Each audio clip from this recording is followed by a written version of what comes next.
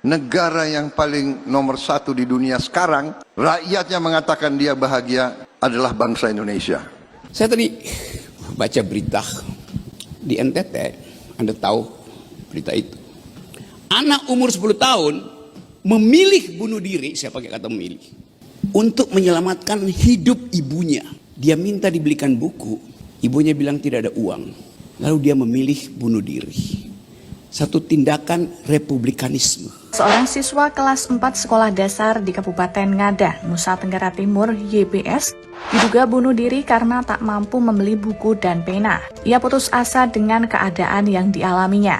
Sebab saat meminta uang untuk membeli buku dan pena seharga kurang dari 10.000, ibunya menjawab tidak memiliki uang. Korban juga meninggalkan sepucuk surat untuk ibunya. Surat yang ditulis tangan itu ditemukan di sekitar lokasi kejadian. Yang kalau kita bongkar, anak 10 tahun bisa memilih bunuh diri dan menulis surat pada ibunya. Ibu, saya pergi dulu. Ibu tidak perlu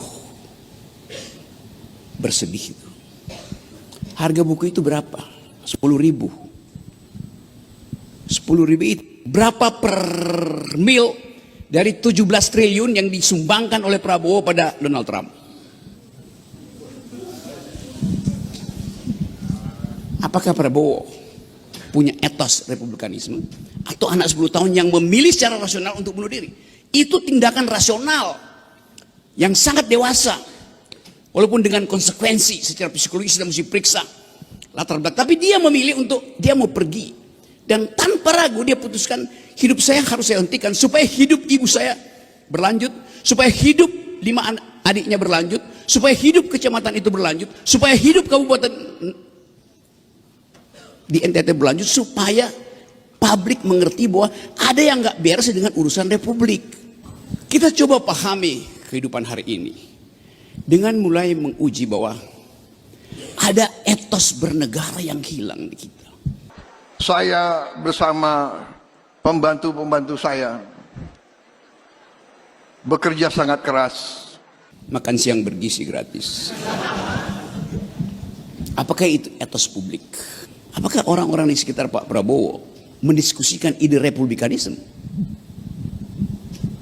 Sampai kiamat kita nggak bisa temukan satu pun keterangan bahwa Presiden Prabowo dilindungi oleh the very ideas of republikanism. Padahal ini republik. Apa akibatnya? Yang kita lihat sehari-hari, ada infrastruktur republik, yaitu bentuk negara, tetapi instalasi di dalamnya adalah feodalisme, rasisme, protofasisme. Kita tidak lihat ucapan-ucapan para pejabat itu berbasis pada upaya untuk mempertajam visi republikanisme.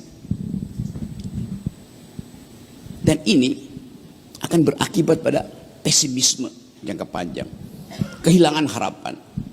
Kita ingin bikin koneksi itu, the web of intellectual. Tanpa ide itu, kita cuma marah tiap hari itu. Semua orang marah, marah ke semua arah. Marah ke semua arah artinya marah tanpa arah. Kita ingin marah karena kita punya arah, yaitu republikanisme. Sejumlah oposan bertemu dengan Presiden Prabowo, keluar dari Kertanegara senyum. Setelah oposisi pasti dapat posisi. Lalu perlu menerangkan pada publik isi pertemuannya ABCD itu. Padahal 2 hari setelah itu Presiden Prabowo pidato di Sentul. Tidak ada yang boleh menghalangi pemerintah dalam upaya untuk mencapai kemakmuran, keadilan, kejujuran. Semua normatif itu diucapkan oleh Presiden Prabowo. Tapi di ujungnya dia bilang, asal jangan cari gara-gara dengan kerusuhan. Walaupun dia masih tambahkan, bom molotov nggak boleh.